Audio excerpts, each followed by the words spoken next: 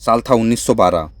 इंसानियत का विश्वास मशीनों और नई तकनीक पर चरम पर था। दुनिया भर में उद्योग क्रांति का असर था और लोग मानने लगे थे कि अब इंसान हर हद पार कर सकता है। और इसी दौरान जन्म लिया उस जहाज ने जिसे लोग समंदर का राजा कहते थे, RMS टाइटैनिक। टाइटैनिक सिर्फ एक जहाज नहीं था, बल्कि इंसानी घमंड और सपनों की उड़ान का प्रतीक था। जब ये बना तो अखबारों ने इसे लिखा अनस्कीपेबल शिप, यानी जो कभी नहीं डूब सकता।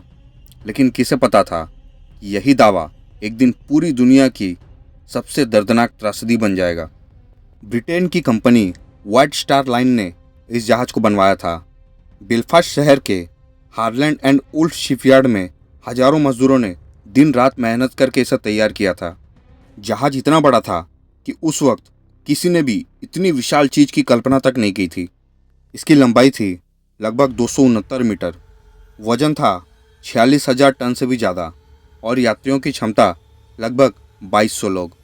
टाइटैनिक अंदर से एक तैरता हुआ महल था। सोने चांदी से सजी दीवारें, इटालियन मार्बल की सीढ़ियाँ, शानदार dining hall, gym, swimming pool और यहाँ तक कि मिनी हॉस्पिटल भी। अमीर यात्रियों के लिए फर्स्ट क्लास रूम तो मानो किसी राजा महाराजा के महल से कम नहीं था।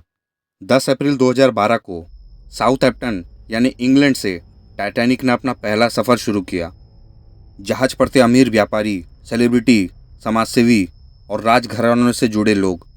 वहीं दूसरी तरफ हजारों गरीब मजदूर और प्रवासी परिवार जो अमेरिका जाकर नई जिंदगी शुरू करना चाहते थे। हर डेक पर अलग अलग दुनिया बसती थी। ऊपर अमीरी की चमक धमक और नीचे संघर्ष की उम्मीदें।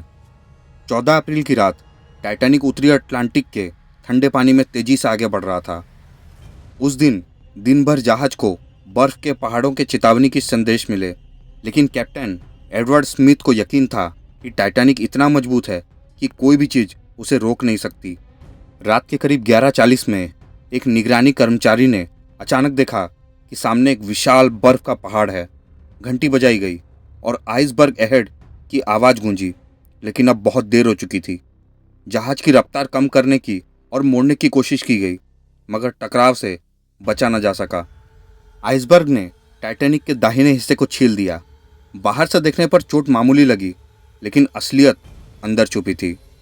जहाज के निचले हिस्से में पानी भरना शुरू हो चुका था। टाइटैनिक को 5 वाटरप्रूफ कंपार्टमेंट तक पानी सहन करने की क्षमता थी, लेकिन आइसबर्ग ने 6 कंपार्टमेंट तक फाड़ दिए थे, यानी अब जहाज का डूबना तय था। करीब आधी रात के आसपास कप्तान स्मिथ ने आदेश दिया, सभी यात्री लाइफ बोट की तरफ जाएं। लेकिन हकीकत यह थी कि टाइटैनिक पर केवल आधी संख्या के लिए ही लाइफ बोट थी। इसका मतलब 2200 यात्रियों में से सिर्फ 1100 यात्रियों के लिए ही बोट्स थी। और शुरुआत में अफसरों ने बोट्स आधी खाली ही छोड़ दी, क्योंकि उन्हें लगा कि जहाज जल्दी नहीं डूबेगा। फर्स्ट क्लास के यात्रियों को प्राथमिकता दी गई, जबकि थर्ड क्लास के गरीब लोग नीचे के डेक में फंस कर रह गए। रात गहराती जा रही थी। ठंडी हवाएं हड्डियां जमा रही थी। लोग चीख रहे थे, रो रहे थे, मदद के लिए पुकार रहे थे। लेकिन इसी अफरा तफरी के बीच टाइटैनिक का संगीत बैंड यात्रियों को शांत करने के लिए बजाता रहा। आखिरी पल तक वायलिन और पियानो की धुन गूंजती रही। 15 अप्रैल 1912 की सुबह 2:02 में टाइटैनिक पूरी तरह से पानी में समा गया। जहाज बीच से 2 टुकड़ों में टूट चुका था और हजारों लोग बर्फीले पानी में डूब गए। लगभग 1500 लोग उस हादसे में मारे गए थे और सिर्फ 700 लोग ही लाइफ बोट्स की मदद से बच गए। बर्फीले अटलांटिक ने डूबने वाले जहाज को हमेशा के लिए अपने अंदर समा लिया। इस त्रासदी में कई छोटी बड़ी कहानियां सामने आई। कुछ पति अपनी पत्नियों को लाइफ बोट पर भेजकर वहीं खड़े रहे। बैंड के संगीतकार आखिरी सांस तक बजाते रहे ताकि दूसरों का डर कम हो सके। कुछ लोग प्रार्थना में डूबे रहे, कुछ अपनी किस्मत को कोसते रहे। हर यात्री की अपनी एक दास्तान थी जो समंदर की गहराइयों में दफन हो गई। करीब 4 बजे सुबह पास का जहाज कारपैथिया घटनास्थल पर पहुंचा और बचे हुए लोगों को बचाया, लेकिन तब तक बहुत देर हो चुकी थी। टाइटैनिक के डूबने के बाद पूरी दुनिया हिल गई। जहाजरानी के नियम बदले गए।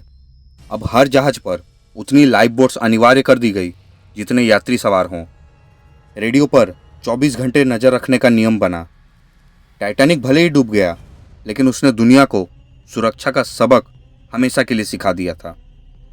आज टाइटैनिक को डूबे हुए करीब 100 साल से भी ज़्यादा हो चुके हैं, लेकिन उसकी कहानी आज भी इंसान को याद दिलाती है कि चाहे तकनीक कितनी भी आगे क्यों ना बढ़ जाए, प्रकृति के सामने इंसान हमेशा से छोटा ही रहेगा। टाइटैनिक सिर्फ एक जहाज नहीं था, वह इंसानों के सपनों, घमंड और उम्मीदों का प्रतीक था, जो समंदर की लहरों में हमेशा के लिए समा गया। दोस्तों, टाइटैनिक की यह कहानी हमें यह सिखाती है कि इंसान चाहे कितना भी ऊपर पहुंच जाए, लेकिन विनम्रता और सावधानी हमेशा ज़रूरी है, क्योंकि एक छोटी सी लापरवाही बड़े से बड़े सपने को पल भर में मिटा सकती है। दोस्तों, अगर यह टाइटैनिक की कहानी आप लोगों को पसंद आई तो चैनल को लाइक, शेयर, सब्सक्राइब ज़रूर करें।